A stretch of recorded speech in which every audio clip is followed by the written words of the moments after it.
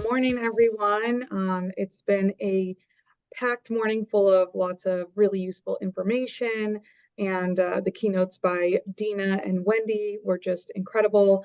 It's my pleasure to kick off the Cannabis Careers, everything you should know about entering the cannabis industry.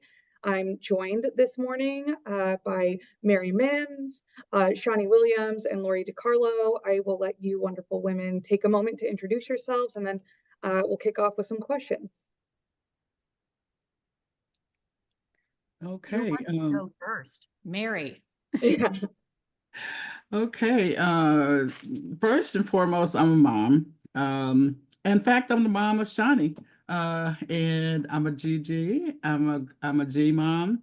I am also a 40-year retired nurse. I also have done almost that many years in ministry as well. So my position in cannabis is very, very unique. From everyone I talk to, their eyes get this big. But I am a breast cancer survivor, and a lot of my personal experience with cannabis has been during that period. Also, I teach. I teach intro to cannabis. I teach medicinal cannabis. I teach CBD. Um, I've taught at Olive Harvey.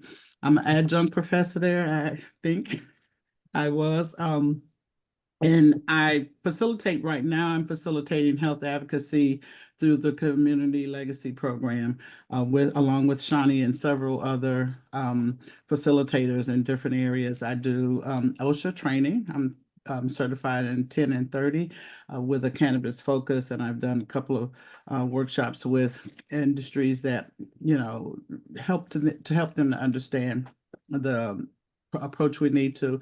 I volunteer as a coach for Defy Venture for entrepreneurship and training. And I also have volunteered as a board member for harm reduction program here in Chicago. And I think that's about that time. Thank you for that, Mary. Lori? Hi, guys. Also, first and foremost, I am a mother. I'm a single mother of 2 daughters. I don't know if everyone knows this, but my why for cannabis is I am, personally affected by addiction. I lost my ex-husband 2 years ago. Had this been cannabis versus pills in a bottle, he'd still be here. I believe really firmly in the benefits of this plant. And I also want to help women. One of my passions is helping women that have survived living in families with addiction. So that's my why. Very big soft spot in my heart for single mothers. I love to hire them. No one works harder. We don't all have the same hours in a day. I got my start in cannabis in 2017. I worked for an executive recruiting firm, opening up a cannabis book of business. They sent Chatty Lori across the globe to secure clients. I came back. I was taken in by an operator 5 years ago today. So I'm spending my anniversary with you all. Novo, we are a Colorado-based operator. We are greenhouse growers in Denver. We run a vertical and 3 brands in Michigan, and we're opening a store in Lakemore soon. I largely do talent acquisition with the side of licensing, with the side of business development. So great to be here. Thank you for having me. Thank you so much, Lori, and thank you for sharing your why with us. I really appreciate it. Shawnee? Good morning, everyone. My name is Shawnee Williams. I am also a mother, a single mom of a 3-year-old that literally runs my life. And I am the founder of Illinois Equity Staffing. I've been in the cannabis space for 5 years. I also just launched a product-based company called Puff Pass Print Products, and we focus on the products that surround cannabis and what it means to bring folks together. So right now we have 3 SKUs, a coloring book, a tarot deck, as well as a paint by numbers kit. And I serve as the grant manager for the Legacy program. So it is an R3 program that will be coming to an end June 2025. By the end, we will have served over 150 folks outside of custody who have been affected by the war on drugs through criminalization in their areas, and help them through professional development, among other things, within the program. And it's a 12-week paid fellowship. and I suffer from lupus, Sjogren's, and hypothyroidism. Thank you very much, Shawnee. I'm gonna have to pick up some of those tarot cards after this, and I didn't know, so thanks for sharing that. And thank you to all these wonderful moms that are taking time out of their busy days to join us for our 10-year anniversary. Shawnee, I'm gonna give the first question to you, given that you've been in the industry for the last 5 years. How has the last decade in being in cannabis really changed and transformed? What have you experienced in your 5 years in? For me, the 5 years has been a huge change or shift in the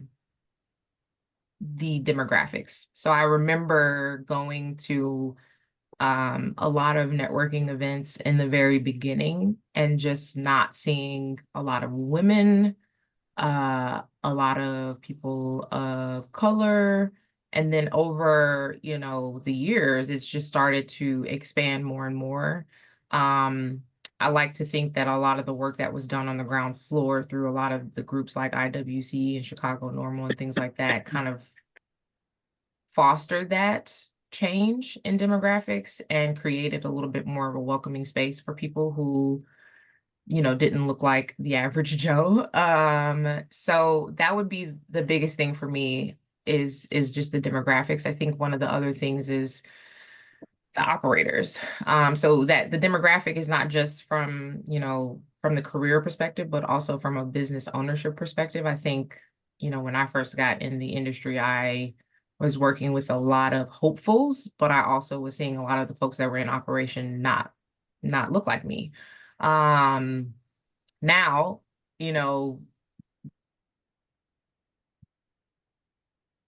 there are tons of diverse operators and business owners in and around the cannabis and hemp space.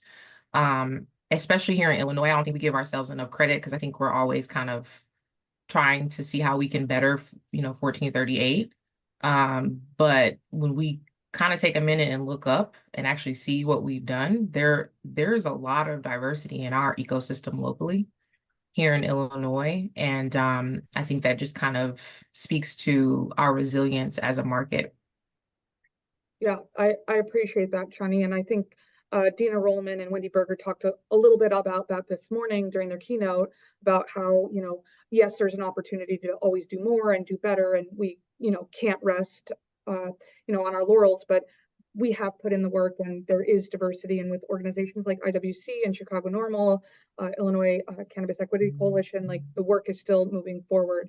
Lori, I'm going to ask you, you've been hiring now for 7 years, 8 years in the cannabis space. How has the hiring changed or evolved with some of the maybe what you were looking for earlier on versus now for those who are looking to get into the industry, maybe are in the industry already and looking to level up? What are some of the changes that you've noticed that they can look forward to or that have improved their chances? Yeah, it's interesting. As we evolved, there were 6 of us, and now there are, gosh, I think 125 of us. You have to keep it really lean in operations because we are taxed so severely. We are slowly adding additional roles, HR, accounting. Heather and Lloyd, if you're listening, I geek out on these accounting roles. And it's really hard to lure accounting folks into cannabis, but there's a real need. And I like to say, cannabis tax is sexy. We have 280E. It's different. We have, we're still living in spreadsheets, but there is a need to stack accounting teams, finance teams, HR, whether it's internal or like an external PEO. We do keep, on the retail and grow side of things, we have to keep it lean, but we're seeing a few more administrative roles pop up. Still lean, but hopefully safe banking will pass. Federal legalization will get us some tax breaks. We can borrow money cheaper. But for the most part, operators keep it lean. Not a lot of corporate jobs yet or administrative jobs. So do you find that when you are hiring, you're hiring more for what? Sure. So we in Michigan, we have 4 dispensaries. We have a grow facility and extraction. So I would say more heavily, since we're a more mature market in Michigan, just bud tender replenishment, turnover. Illinois, we're in the middle of hiring, 30 bud tenders. We have 3 managers, 5 AICs, 30 bud tenders. So I think that's fun, developing a team at the onset. And then, of course, we're in Boulder. Our corporate team is pretty set right now, but I do think if we go into other states, we'll have some more roles pop up. Did I answer your question? Yeah, you sure did. Thanks. Mary, I'm gonna kind of kick it to you. What has your experience been with other industries that are established? And I hear, we're saying that we're a younger market, and while we're doing well, what are some of the skills that you've seen transfer into cannabis that maybe some people who are newer aren't aware of? Lori touched a little bit on accounting. When you're looking at kind of the skills that are available to bring into cannabis, what are you looking at? So, of course, I'd like to say healthcare, but healthcare is probably one of the ones that kicked off the legalization of cannabis across the board. But from the perspective of being an educator, I think more roles in education is coming as it's beginning to be more acceptable to be a specialist in cannabis. And to be honest with you, across the board, there's no way you can do anything in cannabis until you have that basic knowledge base from wherever the area you're going to be focusing on, not just knowing that skill, but knowing, the things that come with it, the history of the plant. I mean, because inevitably those kind of questions are going to come up, but also how and where to transfer the skill that you have, where you not only get the best bang for your buck, but the companies that you go into, the corporations that you bring value added, and they don't have to scramble trying to figure out how to fit you in, even though you have this knowledge base. I think one of the challenges, and Shawnee and I have had some experiences with Illinois Equity in hiring people who didn't absolutely have a background in cannabis, but they had really, really solid skills with tech. They had really solid skills with management, and they actually ended up going into the company and making strides because of their expertise. So yeah, and some of that's confidence from the employees that you bring in, confident that they can come in and they can tackle this challenge based on what they know and not based on who they know. And I think that's what one of the big issues to me personally in the cannabis industry is we do a lot of who you know to get into the positions. And so that to me is what stagnates, if I can say, the growth of a lot of the corporate structures is who you know get you in the door, but then you get in there and you scramble and you know nothing to bring up your area. So that personalization of bringing yourself and putting yourself, and I'll take my own personal experience. I know the human body up and down, but to really just bring in the point of the endocannabinoid system and what that means, I could rattle it off, but let me try to teach it to somebody and they be looking at me like, what? So bringing that in, and again, I say it's the foundation. So that industry, tech skill for me is tangible, but it's not for someone else.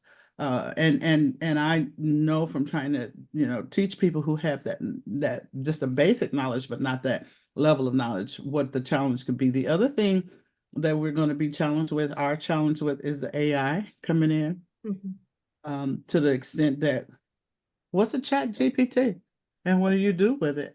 But not knowing how it enhances what you know even the more, because chat GPT knows so much more than I do until it's going to take over my brain at some point. But I just think you need to know how to put in perspective what your skill is into where you're going individually, corporate culture wise, and how you fit, and stop taking jobs that just pay a check and go in there and take your skill in. I think that brings up a really good point, Mary. And so, Shawnee, what are some common challenges or missteps when transitioning from, a traditional job and coming into cannabis? I think, Mary, you brought up very nicely that it's a little bit about who you know and not always what you know. And I can share personally that networking really did help me get where I am now. And I think I'm really fortunate to be able to show up in my own personality and confidence in what I know and what I don't know with a little humility. And I've encountered some people that ended up places that maybe they should not have been, should someone have run a few extra questions or checks. And so I'm curious, Shawnee, in your experience, what are some common challenges or missteps when transitioning from traditional, roles into cannabis? Yeah, that's a good question. Thanks, Gina, for asking that. I think there are quite a few challenges. Number one, I think we on the business side kind of forget that cannabis is a communal plant. And so with that in the back of your mind, I think we should always consider it a community. And I think that's why that who you know, unfortunately, is a big part of cannabis. Like a lot of people say that about the entertainment industry, but I think the entertainment industry is for a different reason. I truly think that the who you know in cannabis gets you to places because it's everything about cannabis is communal. So it was illegal and it was illicit. I mean, folks wouldn't give up who their plug was for nothing because they wanted to make sure that their plug was protected, right? So if your plug, if their information got out, it was because you trusted that that person was going to protect that individual at all costs. And I think that type of organizational behavior does transfer into cannabis, unfortunately, to being who you know. With that being said, a lot of folks believe that their technical skill set just automatically will get them, unfortunately, into higher places, and it's that is not what it is. Unfortunately, cannabis is not mature enough or capital heavy enough in order for people to transition technically straight into what they were originally doing. So I think the example that Mary brought up with people having like true tech skills, it's almost the thought of you're going to take a pay cut and come into this particular organization at a lower level than you typically would any other industry, with the expectation that this organization will hopefully grow and achieve a lot of things. And then when it is time for a role that's similar to your skill set opens up, then you would be considered for it.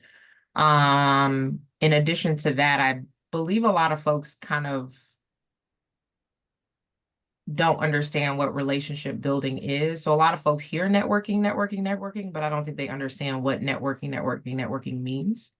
And so, yes, going to networking events and introducing yourself and handing your card out is fine, but to go that extra step and actually connect with people on LinkedIn and actually follow up with them and recap what you guys talked about at the event and maybe doing a few touch points every few months, like that is actually what I did for probably the first year entering into cannabis. And my skill set was all over the place. I was in human resources, I was in recruiting, I was in operations, I did sales. I worked in marketing for the adult novelty industry. Like I've done a lot of different things. But it was the networking. They literally, like at one point I remember people calling me like, you're the queen of following up. Like if you drop the ball, Shawnee's gonna make sure she's gonna follow up with you. But I think people miss that point, and a lot of folks kind of feel like they're above that. And to be honest with you, that's just not how cannabis works. I think that you bring up a really great point about cannabis is communal, and whether you're working in cannabis as a business or participating in, the joy of cannabis, it is a communal experience. And, you don't really step into any other community, business or otherwise, and you just kind of say like, hey, and then you go about your business. Like community really is being there, following up, checking in, sending a text message and those kind of things. So I really appreciate that. Lori, for professionals that are transitioning, Shawnee just shared she came with a myriad of knowledge and experience. What are some of the adjustments that individuals can expect coming from their previous industry into cannabis? I don't think cannabis is for everybody, right? It's a hard industry. You better know some product. You better understand the plant, connect with it. It's the war on drugs. It's political movement. It's plant passion.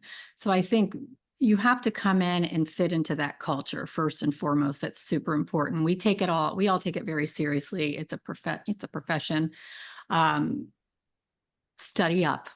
Go on LinkedIn, connect with everybody you can in cannabis. We're all on there. We don't get shut down as often.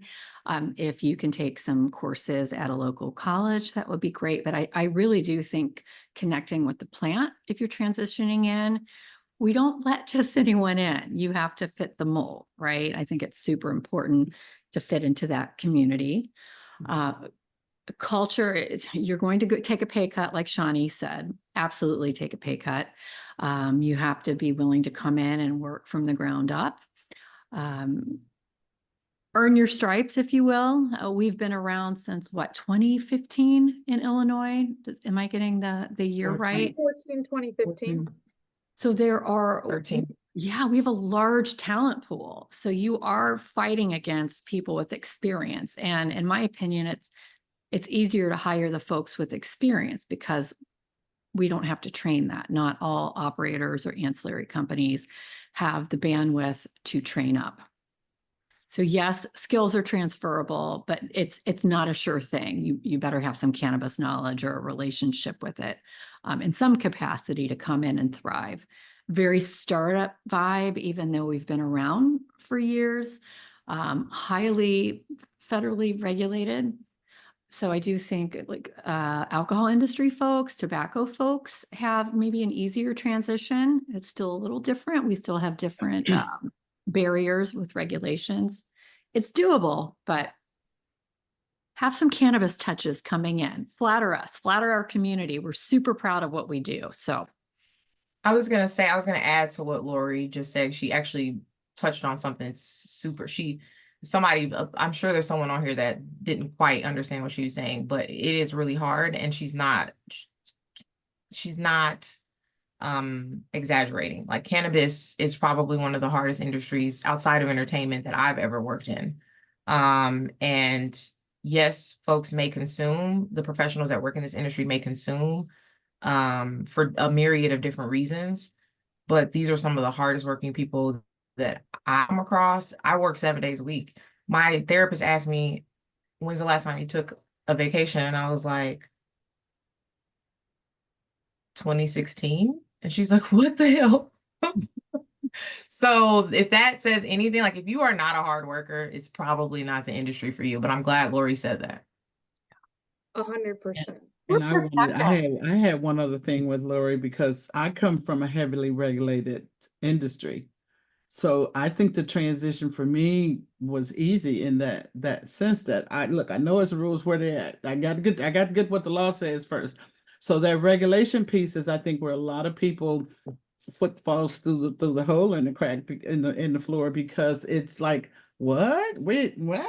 Yes, you got it. If you don't know the what 1438 says, then at least go get a summary of it, because there's a lot of things that fall in, and from a human resource, from an industry perspective, that no other industry really does, from OSHA all the way across to Illinois Department of Public Health. There's regulations, and there's sets of regulations. So, having had that experience, I think, was probably the easiest part of my transition, actually.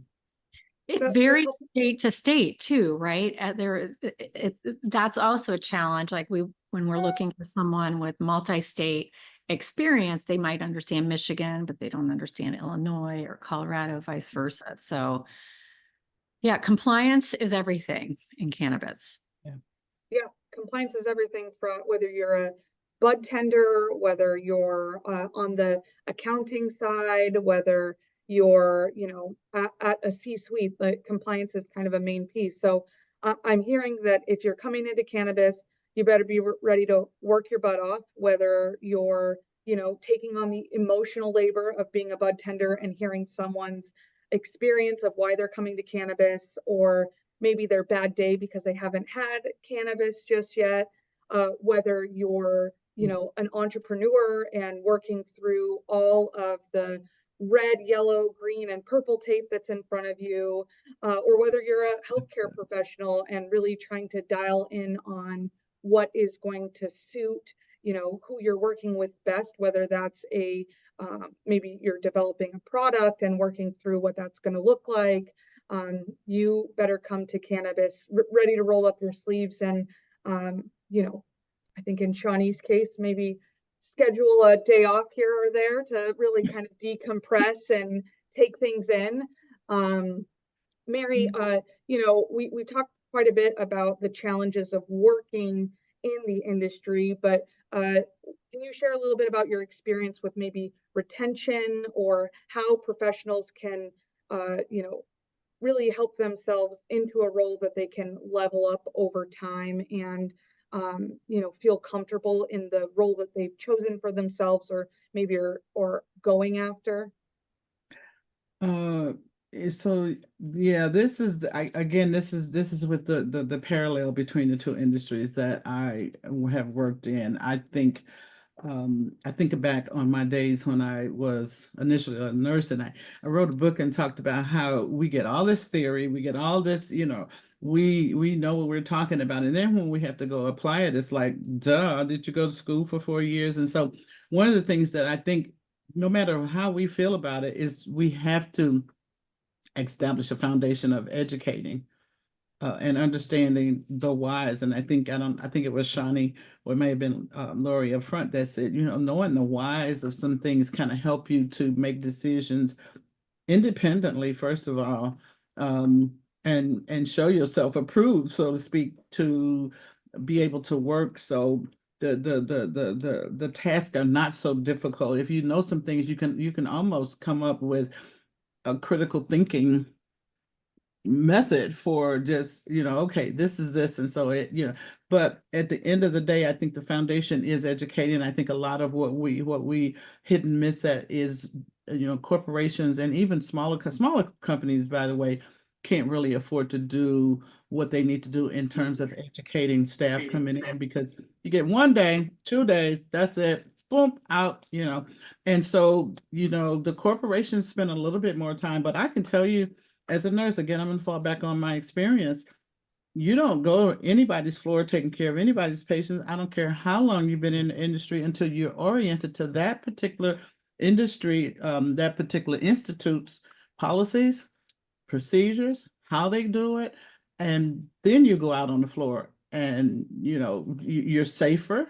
So one of the things that I think is, you know, people come in and they think they have knowledge and they get on the floor, and this is not toward bud tenders specifically, but I'm gonna say it.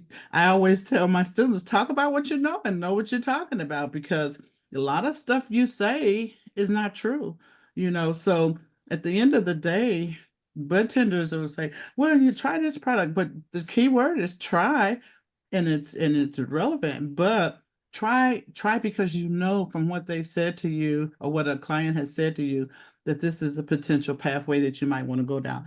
And so education is the foundation of that. To me, probably one of the key parts to being successful as an employee, as a staff, as an employer, to value educating your staff when they come in. You want to feel proud that, you know, look at Angela go over there, you know, talking to that client about that product, because Angela knows what she's talking about.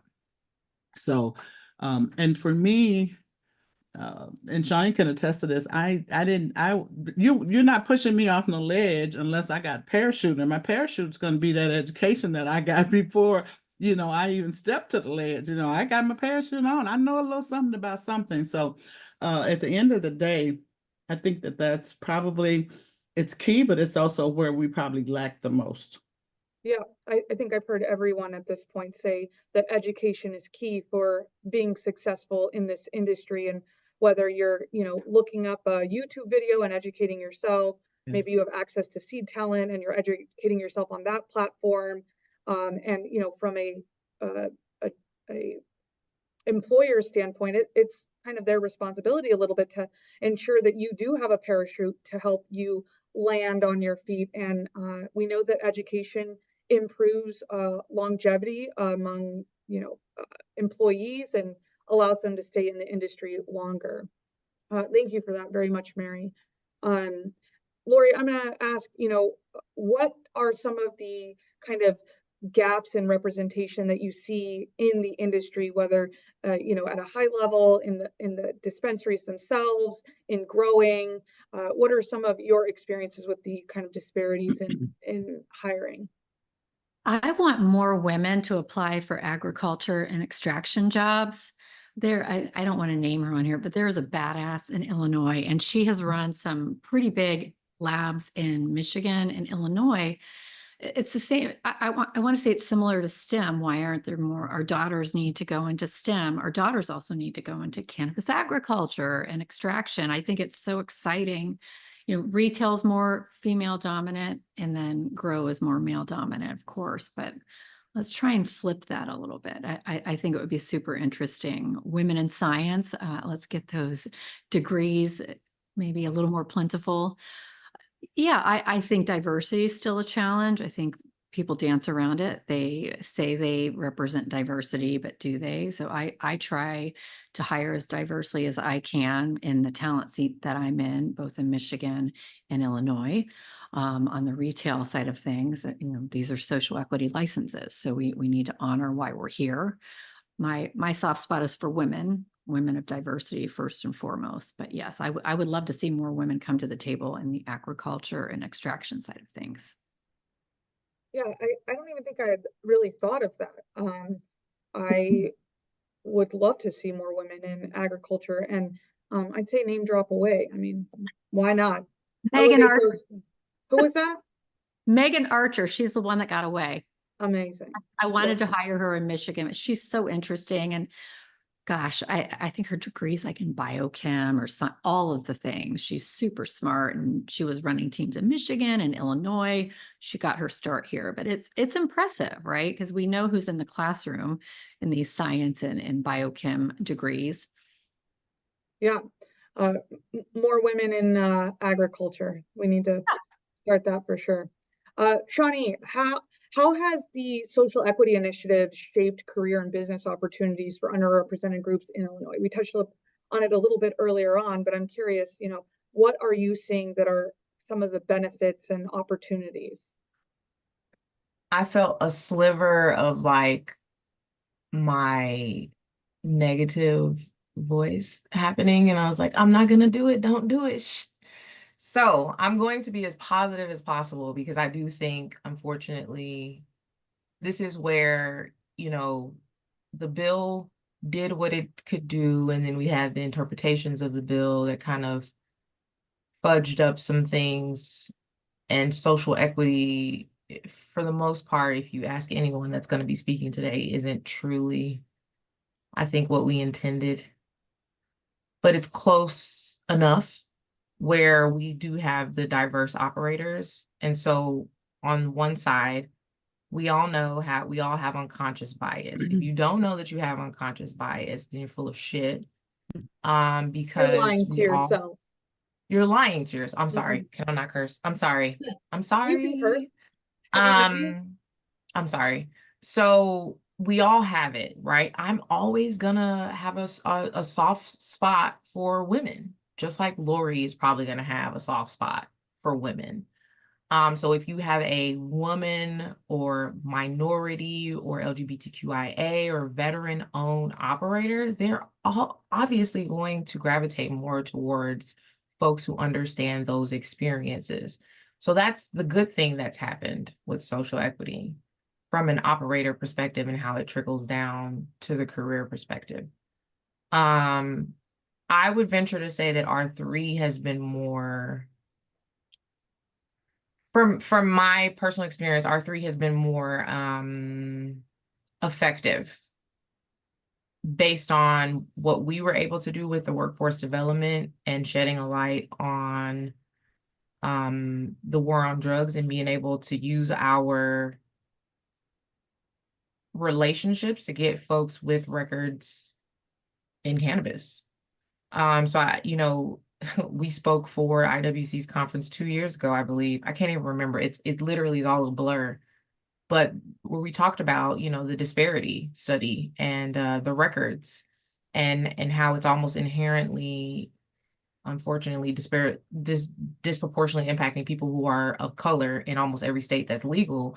because those folks end up always being the ones that have records, and then whatever their badging protocols are in that state coincide with that. And so we're shedding a light on that. I don't know if you all remember, but there was someone from the state of Illinois sitting on the front row at at IWC's conference when we spoke about that study. And sure enough, I mean, I don't know what they did, but things started changing. And we were able to get folks that came through our program with a pretty long list of rap sheets, you know, after trying to get some of them cleared through the Cannabis Equity Coalition. And a lot of those folks are working in facilities, in production and in grow and in the retail side. And I've hired folks as well that, you know, maybe weren't able to get badged on the plant touching side, but are able to work administratively with me. And I think that's a huge win for the state of Illinois. I hope that R3 is studied a little bit more for a lot of different reasons. It's not perfect by any means or any stretch of the imagination. But I will say, from that negative side with that little voice, I think some folks unfortunately took advantage of the term social equity.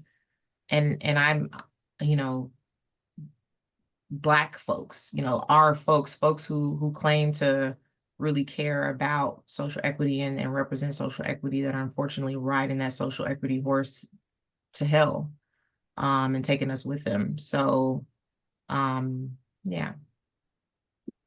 Thank you for sharing, Shawnee. And, you know, there are unfortunately always going to be the individuals who take advantage of situations in order to benefit themselves. And I'm grateful that there are women like ourselves and men and other advocates that continually will, you know, be positive while being aware of kind of the negativity that's out there in order to combat it. Because I think if you don't acknowledge it, it's kind of allowed to just kind of infest and do what it's going to do. So it's certainly up to kind of, you know, the education and the knowledge, as well as some of the networking to ensure that, you know, there's opportunities for everyone and we're uplifting one another accordingly. Thank you. Mary, I'm curious, you know, in your experience, how can we ensure that underrepresented individuals are connected with the right people to get them in the right roles? And what are some of the ways that you see that they can help themselves stand out and get hired by people like Lori and Shawnee? So this is a perfect segue from Shawnee's remark, and if I may, I want to just kind of backtrack a couple of the statements from the very beginning of the initiation of the HB 1438. We have to remember, and so this is for people that are coming in, we have to remember that it took Governor Pritzker another whole 1443 before we actually did anything in the direction of opening up dispensaries. And that was because status quo was challenged in a different way. So status quo meaning, you know, MSOs come in, take over, you know, chop up everything and sew up the state before the moms and the pops. Our law was very specific with social equity. So the fears that they had literally came true. People were out of money. People were challenged to stay in the game, to bring themselves in. And this is my chance to, you know, get some wealth. And, you know, the miseducation of it all, not really understanding that whole piece. So one of the things from an individual perspective is to come in with a realistic view. Again, I hate to beat this horse down, but educating yourself. What are the challenges that I'm facing? One of the challenges that we're facing from Shawnee's perspective, and we were right there riding the same boat, is that political piece. Not only was it political, but it was tied to the law, and it was with the people who had the knowledge that were able to hold that process up for a whole year. They were able to come in and get perfect scores and just, you know, and then challenge the social equity piece, which by the way was a part of the law, but they knew enough about it. So do the same thing. Get in there and challenge yourself to know, what is this industry about politically, socially, who are the players, and then if your skill fits, it's gonna fit. But you can't come in there, and I got a whole lot of examples. Oop, I just swallowed the key to that, but it's like a whole lot of examples of people who just come in and yelling and kicking and screaming and throwing temper tantrums, thinking that the squeaky wheel gets the oil, but that's not the case in this industry. The squeaky wheel gets a little oil, but the ones that really, really, really make an impact and get things to moving are the ones who know the industry, who knows the ins and outs, who've been knocked down and able to get back up, and how did they get back up, and sharing that. And we don't do that enough either, sharing our experiences like we are today. How did we get here? It's only what we're 5 years in now. And we I mean, we that started with recreational, because all of us didn't start with medicinal, but started with the recreational, and we watched the progress deteriorate, not not go up. The progress curve wasn't like that. It was going downward. And so people that had that experience from an advocacy standpoint had to jump in and throw their hats in, and people who had knowledge of the law had to throw their hats in. But finally, someone with power, Governor Pritzker, came in and said, doggone it, we're going to start this up right now, no matter what. We want the educators to educate. We want the dispensaries start opening up. Forget the fact that grandfathered in people are grandfathered in. You got a new dispensary. You got the points. Open up your dispensary. How many of us understand that flow? Not very many. So individually, go back, put some trends, put a Google trends, Google whatever it is you need to do for Illinois to understand just a little bit about how to navigate, and then your other education will come in. I know that's 1,000 words or less, but Yeah, I mean, I think to sum it up, we're saying education, knowledge, resilience, and hard work, and that's kind of what will help you in this industry to elevate and stay in place. So yes. thank you very much, Mary. Lori, I'm just gonna kind of kick it to you, just thinking a little bit into the future of cannabis. I know, so the medical industry started around 2014, so we're 10 years in. Adult use started just almost 5 years ago, if you can believe it.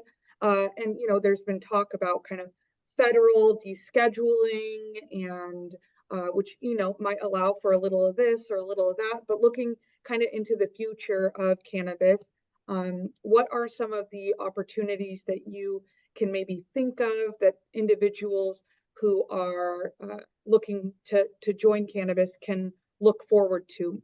Perhaps a little bit of speculation and crystal balling, but Well, if it took us 5 years to get AU fully up and running in Illinois, can you imagine how long it will take federal legalization to get these companies up and running? But when we have interstate commerce, logistics, and supply chain jobs, accounting jobs, HR jobs, they're going to corporatize. Companies will be merged, bought and sold, big pharma's coming in. You're going to have corporate processes. Org charts are going to expand. So from a jobs perspective, I'm excited, but I think we lose a lot of the nuance of that independent cannabis industry that we are. Definitely logistics, supply chain jobs, HR jobs, accounting jobs. I think those will be some of the first hires when this goes federal. I think there's a lot of consolidation. Legal will always be one of the hot jobs in cannabis. I mean, every operator ancillary company has a Rolodex of attorneys for various needs. Nursing, right? Nurses are coming into the industry once hospitals are able to prescribe cannabis as medicine. Can you even imagine those jobs? Like, I think it's really exciting, but that's my crystal ball. But I think that crystal ball is a decade out.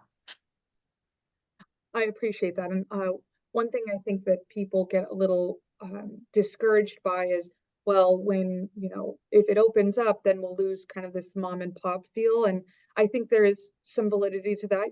McDonald's exists, but, your local burger shop does also. So I would just caution individuals to not lose kind of their ambitions if they can help it, if they've got goals or desires to, influence and share their passions, that there's room for those things as well. And Shawnee, I'll ask you the same thing. You kind of lay out your tarot cards. What do they show you? You're hilarious. Cards. I'm obsessed with these tarot cards. You're hilarious. You guys come to the welcome party tomorrow and I will have them. But I'm a little bit, I absolutely agree with Lori. What's going to happen is the closer we get to some sort of agreement on the federal level, big corporations are coming, big box, they're coming. Amazon has been salivating, and Constellation Brands has been salivating, and everyone is salivating on the sidelines. And that's not just for operators, it's actually for all of the businesses in cannabis, so ancillary included. What I would suggest people focus on is getting the experience now, and whatever that looks like for you, whether that's advocacy, whether that's retail, or whatever that looks like, marketing. Get the experience, get it under your belt, and really start to form your own notions of what it's going to look like from your perspective and your skill set. Because I have a feeling that the folks that are going to, once it does, a federal agreement does happen, I think what's going to happen is the mergers and acquisitions will cause cannabis to sort of be somewhat of a commodity, similar to what you would say beer is, and then having, those special brands like Lagunitas still exist and still be able to command a higher price. But for the most part, that will drive down the cost of cannabis. And so what is that going to look like from an operational standpoint? I think the culture, the branding, the genetics, and the overall experience of cannabis will show. If you're in marketing or special events, or you have a special ancillary product that goes with cannabis, really focusing on what that brand looks like, and trying to kind of see, I guess, your role in the grand scheme of things. I'm well aware that IES will not try to go up against any big boy staffing companies. As soon as they ask for a meeting, I'm going to sit down for a meeting. I don't plan on fighting until the end. That's not my plan. So I think folks need to really kind of understand what's coming to be able to inform themselves and their teams of what makes the most sense. And same thing from a career perspective, get the experience and try to make your own lane out of whatever you can, so that when 10 years does come, you have it figured out. Thank you, Shawnee. Lori, I'm going to kind of just ask this one last question, and then we'll move to any questions that are in the Q&A. But, with the idea that this industry is ever evolving, it looks very different than it did 10 years ago. How can professionals and, new individuals entering the industry help themselves stand out in the market and help themselves into this industry to be successful and grow with it, and stay in cannabis, get in cannabis?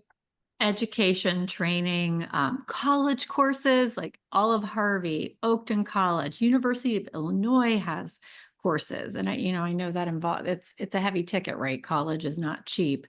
Illinois Cannabis Training Center, I believe that would be a good resource. I'm assuming you can Google a lot of these courses as well. Like, you can learn to do anything on Google, but we take it a little more seriously if we see certifications, whether it's ICTC or Olive Harvey certifications. I think someone earlier asked about how do you become an extractor. I would start looking at the colleges, and because it's a science degree, right? It's actually I'm not a scientist, so I don't want to speak for the extractors out there, but it's science-based. There's also a lot of food workers that go into extraction because it's just one more ingredient. So this might be a little off topic, but in Michigan, we hired extractors, like pastry chefs, things like that seem to translate well in the extraction side of things. But like any training you can get your hands on, free or paid for training, scholarships. I know scholarships are available at a lot of these universities. We have folks that have the experience, so you're competing with that. You either have the education or you have the experience when you're applying for these jobs. I think that's really spot on. I really early on, when I was in a position to share and educate, shared with people, cannabis is agriculture, and just like you work with tomatoes, you can work with cannabis. So when you say, you work with chefs and things like that, it makes a lot of sense to me, because when take kind of the scary umbrella of legalization away from cannabis, at the end of the day, it is a plant. It acts as a plant. It has similar properties. It is a plant. It kind of switches out. So if you have agriculture, whether that's tomatoes, whether that's lettuce, you can transfer those skills. And I think that if you're going to step away from our conversation today and step into, updating your application, really leaning into what you know as a professional and highlighting those skills for cannabis will allow you to really stand out and ensure that you get the role that you're looking for, and able to gain professional experience in cannabis. Mary, any closing thoughts before we kind of move to this little bit of Q&A that we have here? Oh, just a real quick thought. I was thinking, and Shawnee said lane, and I was like, yep, that's what I was thinking about earlier on, is resist the urge to get in somebody else's lane because it looks like it's got an expressway. They're going straight from that road expressway to the top. Resist the urge because it looks glamorous, because I promise you, when you get over there, you'll see that it's a lot more distractions or whatever it is that's holding that other lane up. They're in yet that lane too. It's just that they know how to navigate through, and so they're moving. Resist that urge, because it is definitely not as easy as it appears.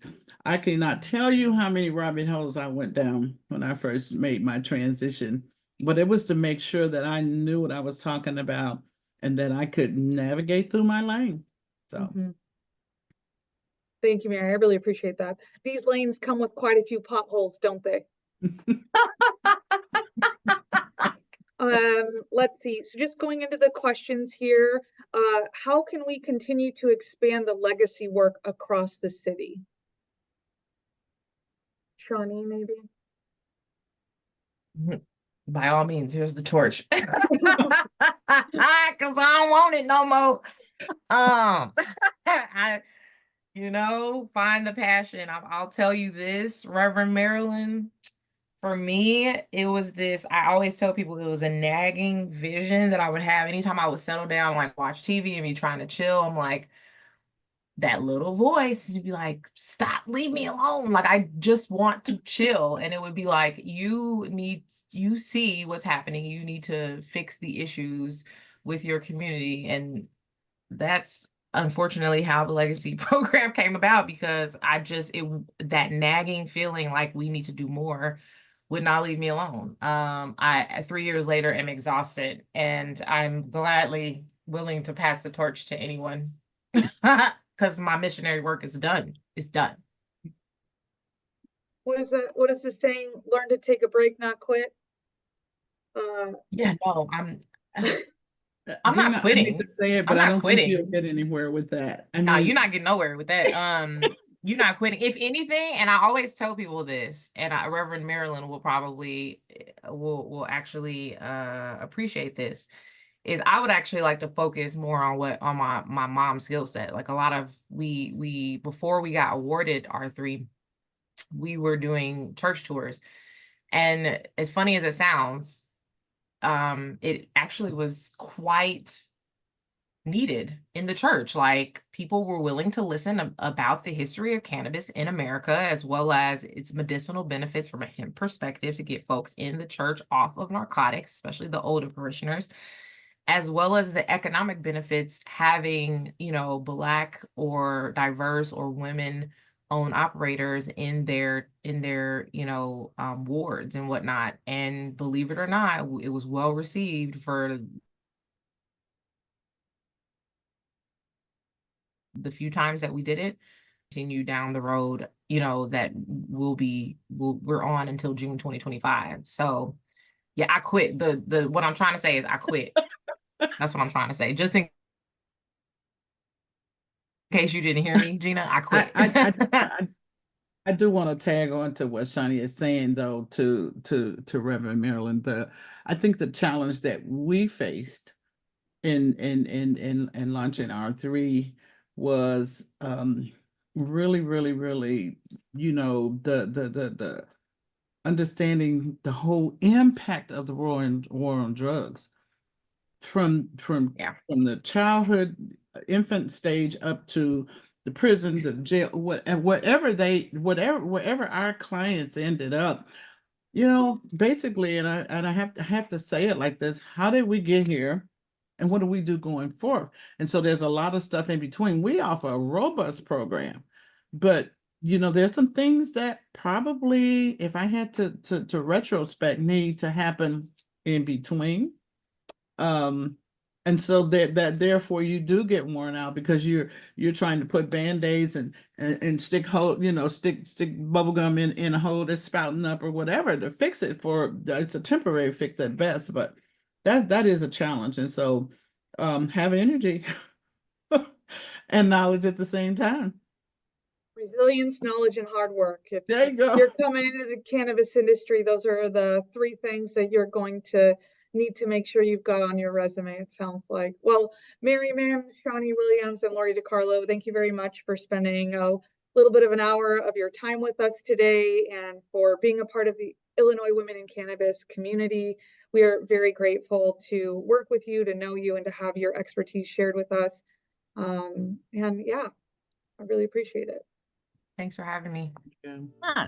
Thanks for having us, Gina. Thank you.